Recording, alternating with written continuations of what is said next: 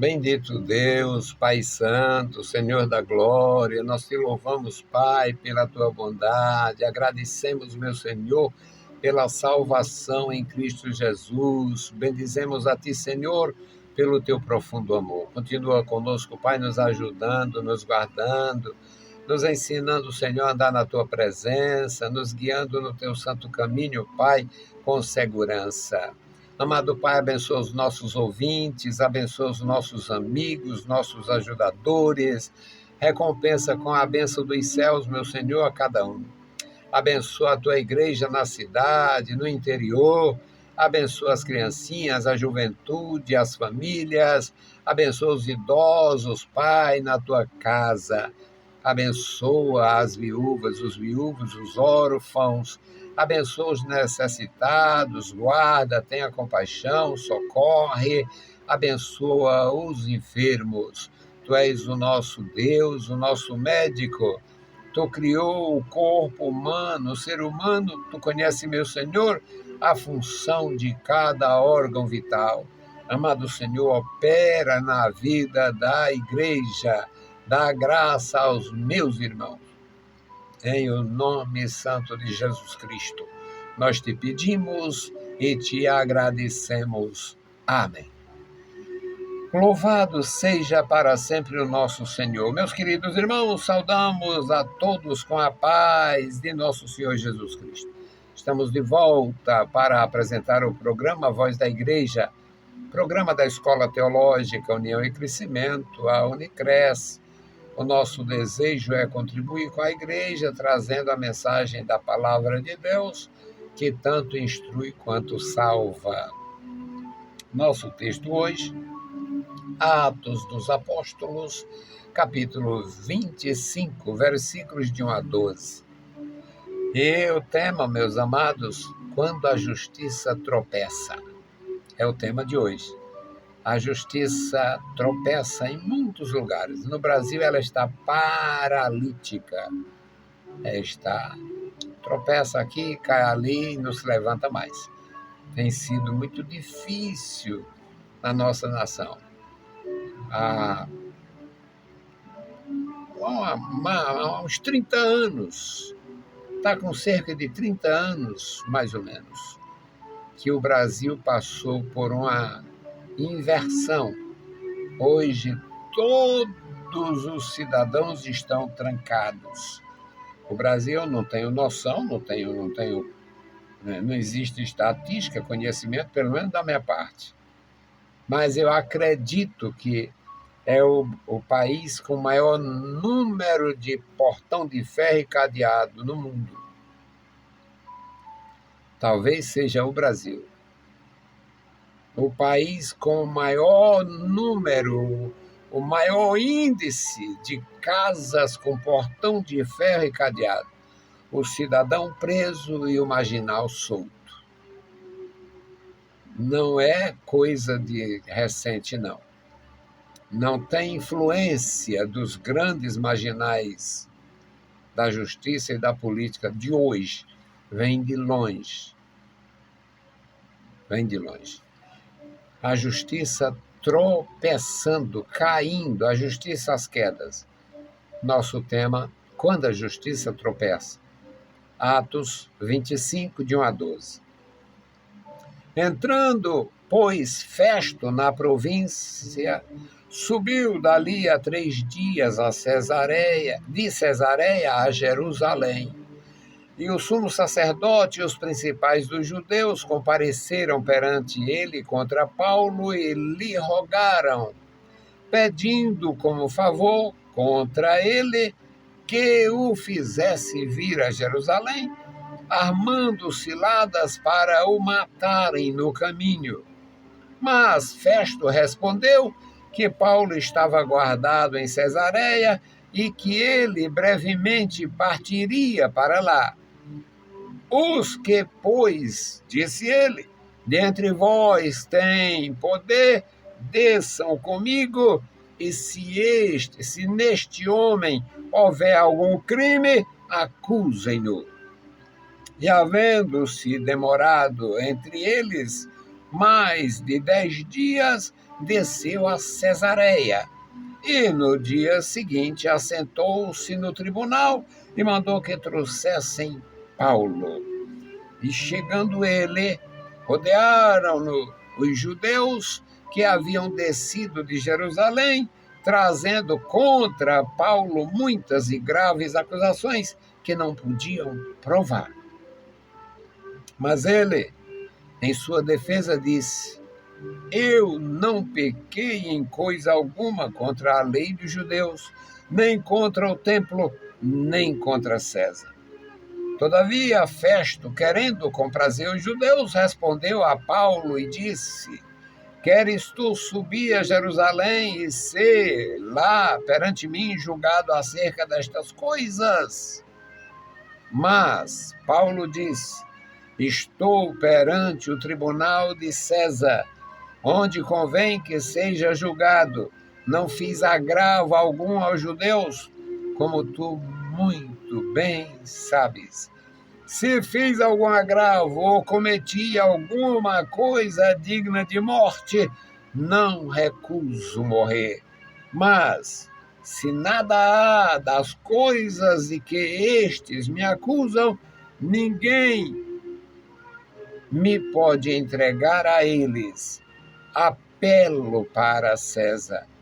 Então Festo, tendo falado com o conselho, respondeu: apelaste para César? Para César irás. Louvado seja o bendito nome do Senhor. Querido Deus, lemos a tua palavra, pedimos a tua graça, pedimos a tua unção, fala conosco e fala com os nossos irmãos, nossos ouvintes, fala com os que terão contato com as nossas publicações, fala com os nossos inscritos, seguidores, ajudadores, opera poderosamente, Senhor, porque Tu és maravilhoso. Amado Pai, ouve a nossa petição, em nome de Jesus Cristo nós te pedimos. Amém. Louvado seja para sempre o nome do Senhor. Meus amados irmãos, nós temos muitas dificuldades em compreender determinadas situações na Bíblia Sagrada. O apóstolo Paulo foi um judeu muito interessante. Para começar, era muito estudioso. Era um homem de letras, era um homem de línguas, era um homem de muita cultura. Ele foi, inclusive, apontado como que estivesse delirando. E o presidente que questionou e falou sobre isto, reconheceu a habilidade, a capacidade. Paulo, as tuas muitas letras te fazem delirar. E não ficou sem resposta. Ele disse: não, senhor presidente, eu não deliro. A questão é que o que eu conheço, o que Deus me revelou, o que Deus me fala, me fez conhecer a respeito do reino de Deus. Aí fez outra grande manifestação do amor de Deus, outra grande pregação. E Festo era uma autoridade compassiva, uma autoridade compreensiva, um homem atencioso. Festo subiu para Jerusalém. Ele saiu de Cesareia e foi para Jerusalém. Os sacerdotes, o principal dos sacerdotes, os principais dos judeus, aproveitaram a presença ilustre de Festo para se apresentarem a ele, agradecer pelos prestados serviços de sempre e fazer um pedido traiçoeiro. Eles queriam um favor. pedindo como favor contra ele, contra Paulo, que fizesse vir a Jerusalém. Olha, o problema é daqui, é Jerusalém, então ele está lá em Cesareia, nós queremos ouvir ele aqui. O que é conhecido hoje no mundo do direito como comarca. A comarca, para ele responder, é a comarca de Jerusalém. Não tinha o termo, não existia o termo, mas existia o lugar. Era uma cilada, o versículo 3 diz que era uma cilada. Eles queriam matar o Paulo no caminho. Se eles fossem atendidos nesta solicitação, feita a Festo, queriam criar a situação e matar o Paulo. Mas o Festo respondeu: olha, Paulo está em Cesareia, ele está guardado. Eles nem poderiam alegar a questão que eu falei de comarca, porque a província tinha alcance naquelas cercanias. Então, o Festo diz, ele está guardado, ele está preso em Cesareia, e ele está lá, não está nenhum problema contra ele. Não tem nada, ele não está sofrendo, não corre nenhum risco, lá ele está guardado. E brevemente eu estarei lá. Logo, logo eu estarei lá. Mas ele diz no versículo 5, olha, aqueles que dentre vós têm poder, têm condições, desçam comigo e vamos lá fazer uma análise no processo. Se neste homem houver algum crime de morte, algum crime, algum delito, apresentem esses delitos, esses crimes, lá em Cesareia mesmo. Apresentem lá as autoridades de lá. Já eliminou a possibilidade deles criarem a condição de matar o Paulo vindo de Cesareia para Jerusalém. E o Festo continuou na cidade de Jerusalém. Ele ficou na cidade cerca de 10 dias.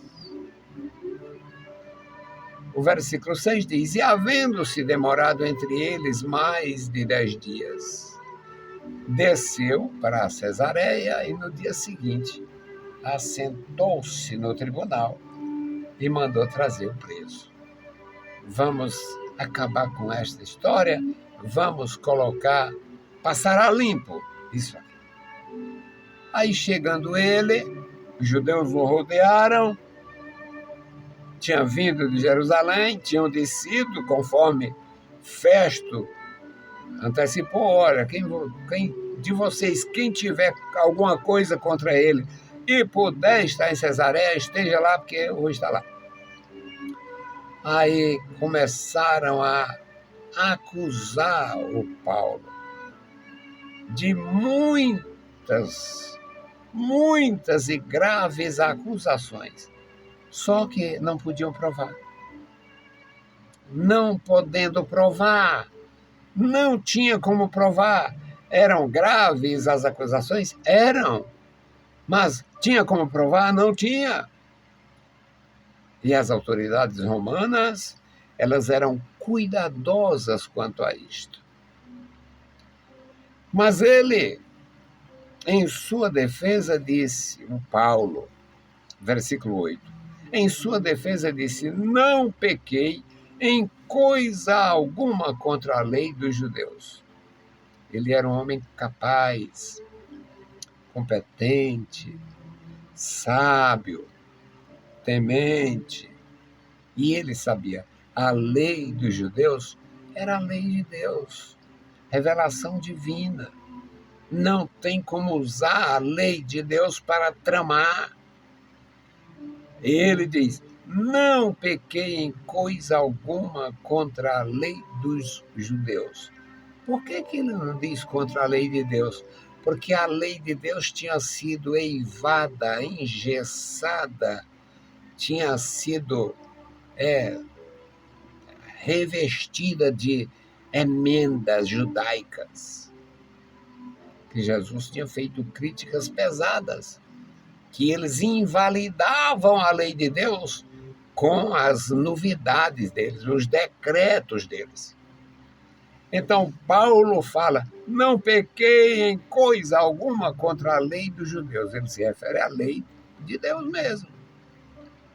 Nem contra o templo, nem contra César. Paulo diz: eu tenho álibi, porque não pequei contra a lei do Senhor.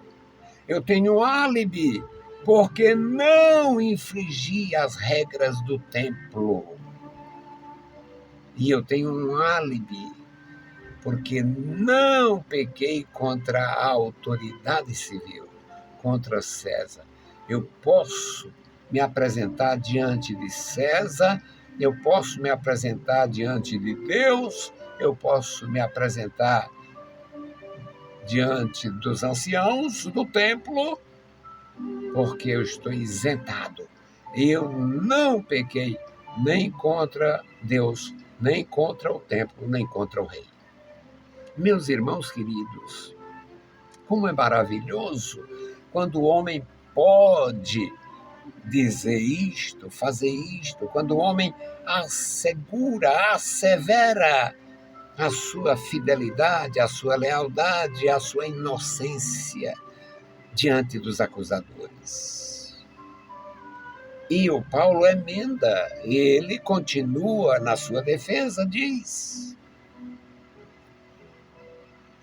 eu não fiz nenhum agravo,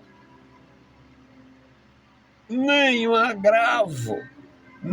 contra a lei dos judeus, nem contra o templo, nem contra César. O Festo era um homem especial, é por isso que ele tinha aquela posição. E ele não queria jamais inflamar a situação. Ele, querendo comprazer os judeus, disse a Paulo: Paulo, queres tu subir a Jerusalém e lá ser julgado perante mim acerca destas coisas? Paulo tinha ouvido daquela trama anterior, que não iam comer nada até que o matassem. Paulo sabia das formas deles fazerem o mal. A justiça na mão deles estava tropeçando. A lei era quebrantada e Paulo disse: eu já estou perante o tribunal de César. Não precisa mudar nada. Estou perante o tribunal de César, onde convém que eu seja julgado. A justiça tinha tropeçado em relação aos judeus. Os judeus quebrantavam a lei. Os judeus infringiam a lei. Eles eram quebrantadores da lei. Tirava a segurança, hoje chamada insegurança jurídica, já era um problema para o apóstolo de Jesus Cristo. A insegurança jurídica, a condenação sem causa poderia acontecer além dos motins. Paulo responde a Festo, diz: estou perante o tribunal de César, onde me convém ser julgado.